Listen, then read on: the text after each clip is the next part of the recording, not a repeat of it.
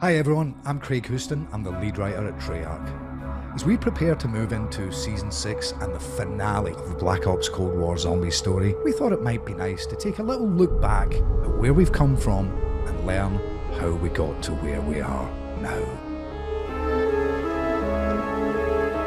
When we kicked off the Dark Aether story with the launch of Black Ops Cold War, our initial map, Maschine, was really the one that showed how this story had come to be. It delved into Nazi experiments from the end of World War II, where they hoped to turn the tide of the war by harnessing the powers of a cyclotron. Commencing cyclotron test run number 12. Dr. Kurtz, please proceed. Unfortunately for them, what they actually succeeded in doing was ripping a hole into a dimension known as the Dark Aether. Kurtz, cut the powers! When the Red Army discovered what the Nazis had been doing with the particle accelerator, they took steps to try and seal the rift. And that meant someone had to be volunteered to go inside and seal it up from the inside. How can I be of service, Comrade Lazarev? There is a machine I need you to deactivate. Understood?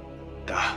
Congratulations, товарищ! You're going to be a hero of the Soviet Union. As players explored Die Maschine, they were introduced to a new cast of characters who would be guiding them, specifically the Requiem team, led by Grigory Weaver and assisted by Major Carver, Dr. Strauss and Dr. Gray.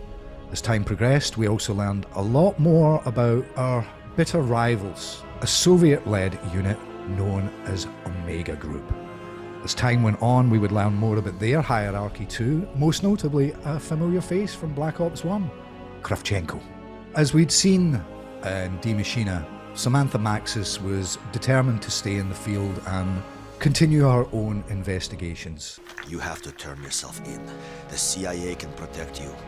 I can protect you. I can't do that, Weaver. The Omega Group have plans for the Outbreak zones. And this is something that led us on to our next map, which was Firebase Z. Requiem, welcome to Vietnam. As players progressed through the Firebase Z map, they worked with Ravenov, a former Omega Group soldier who had decided that he couldn't stomach what they were doing and maybe perhaps seek out new allies. Amongst those allies was Agent Maxis herself.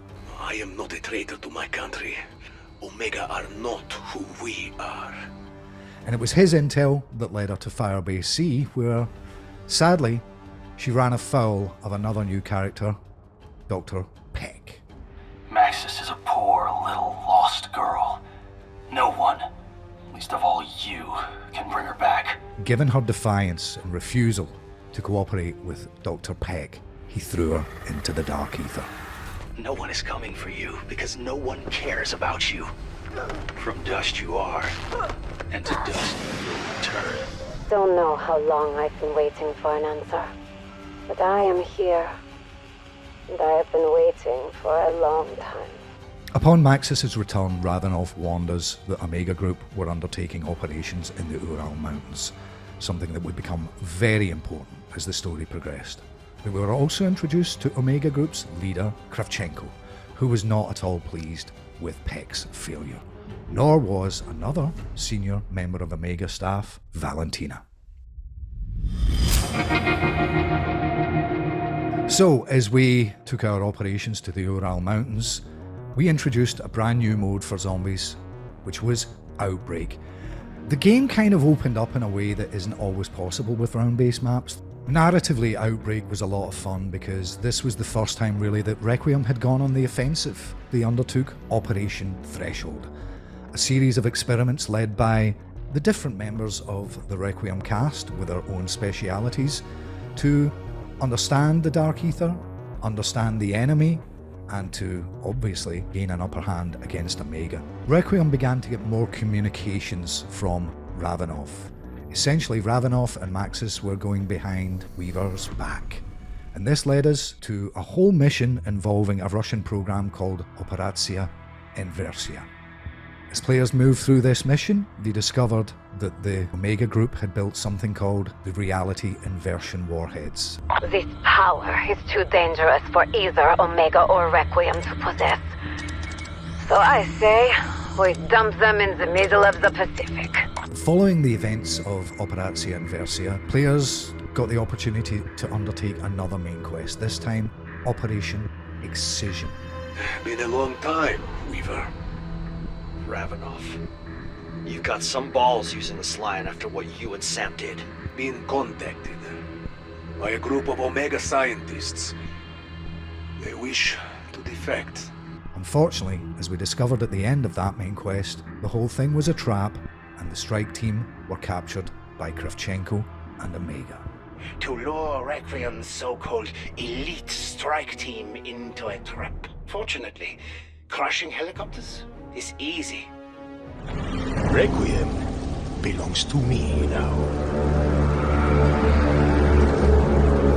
After the players had worked with Ravenoff and Maxis in Operatsiya Inversiya, we learned that Maxis has got herself in a little bit of trouble, going behind Weaver's back, but perhaps more importantly, going behind the Director's back.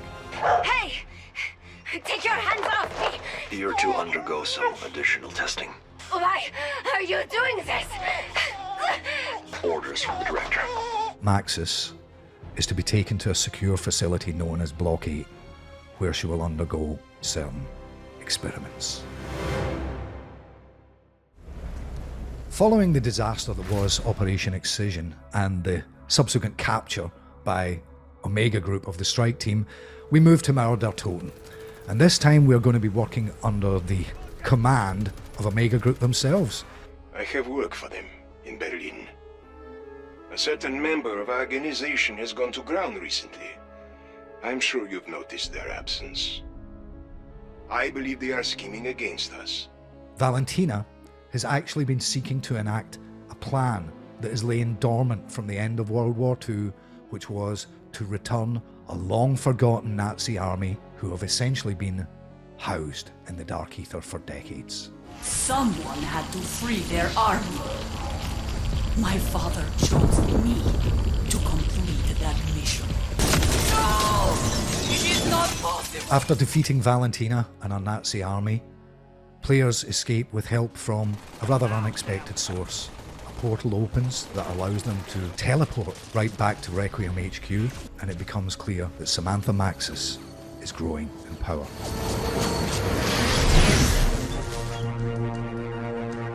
Throughout Season 5's intel, we learn more of the experiments that she's undergone with the Director.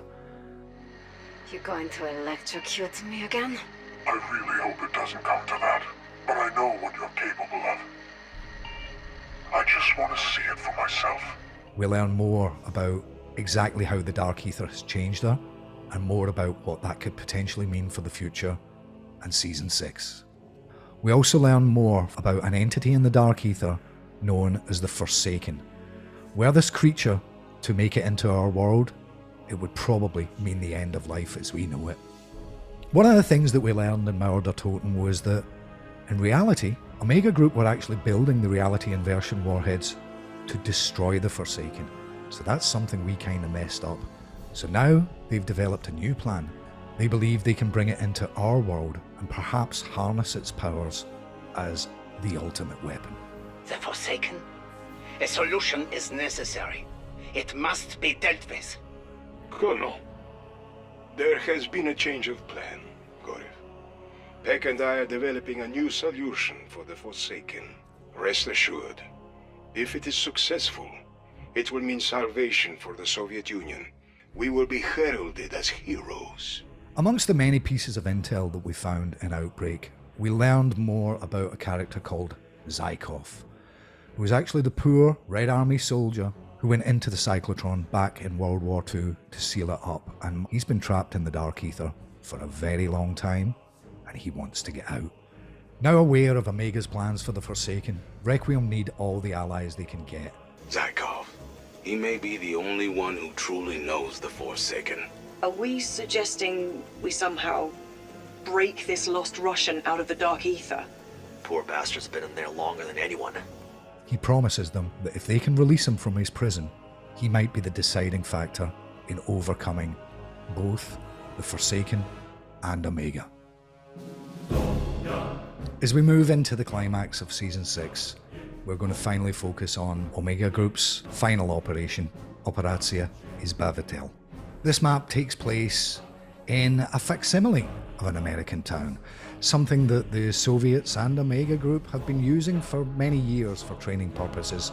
This location is unique because Omega Group have identified this as the specific place where the veil between our world and that of the Dark Aether is at its thinnest, and that's why they believe they can extract the Forsaken.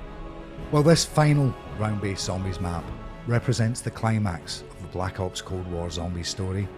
It's not the end of the Dark Aether story. Eagle-eyed or eagle-eared players might have noticed that we've been sowing the seeds of some other things that also harken back to World War II. The Dark Aether story will continue and expand in Call of Duty Vanguard.